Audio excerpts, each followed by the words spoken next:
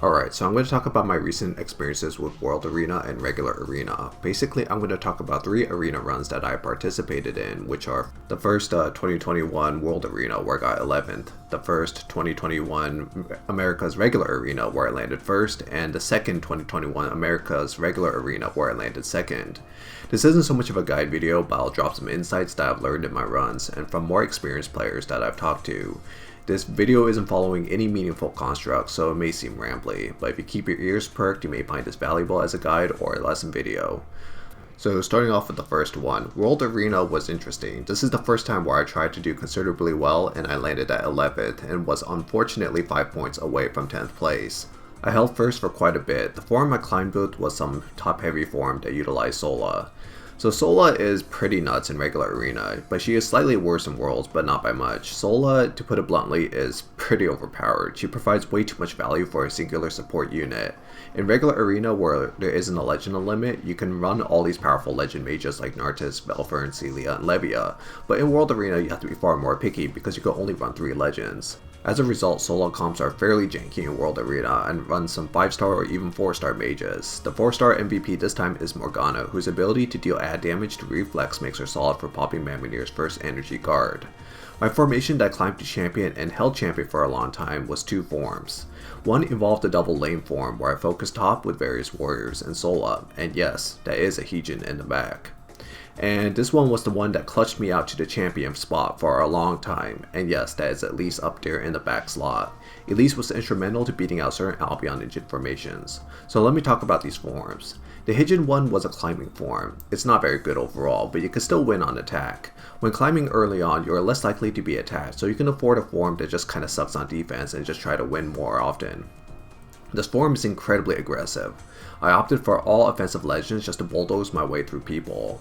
I made gradual adjustments such as swapping out Levia for Mamonir when I felt like I needed my bottom lane to be more durable. Heijin is there to only beat enemy Valzes that are not Sola buffed, but if he ever gets to pop off he actually does good damage. Heijin is a mage that can apply DOT and kill Valze when he's hit, so even despite not being a very good 5-star mage, he does have a niche.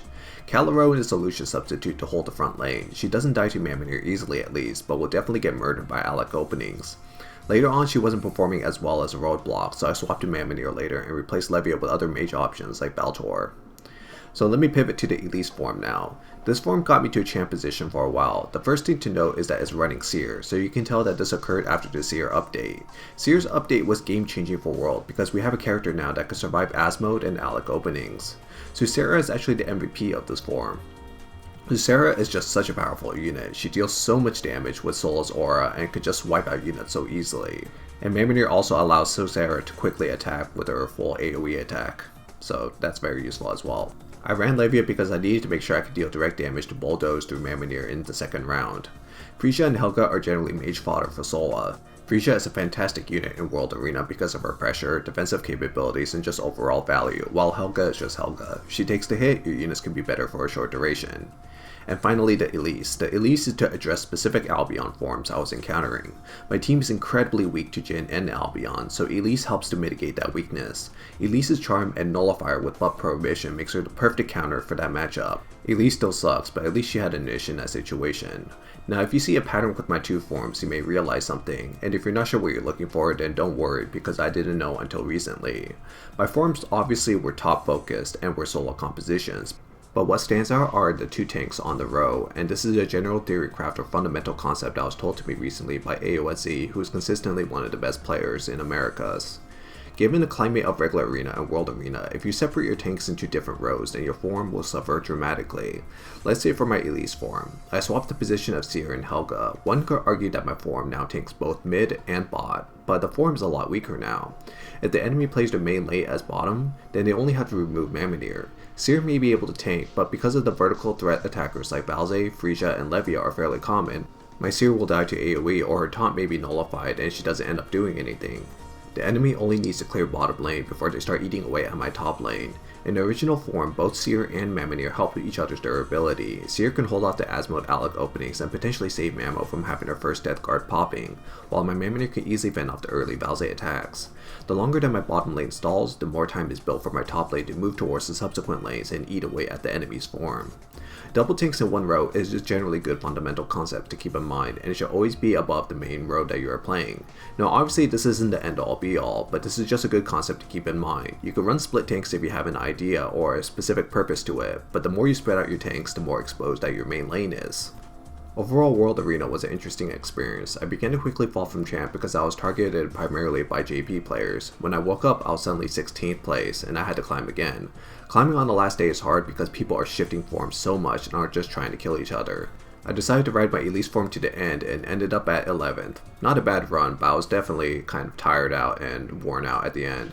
What made it less tedious was constantly chatting to fellow people who were also climbing in Worlds. Climbing alone sucks, but if you have a friend or two, it makes it suck a lot less. But not sure if I'll play World Arena this seriously again. However, we'll see. Now moving on to the first arena of 2021, this arena run was fairly tame since I think a lot of people were chilling.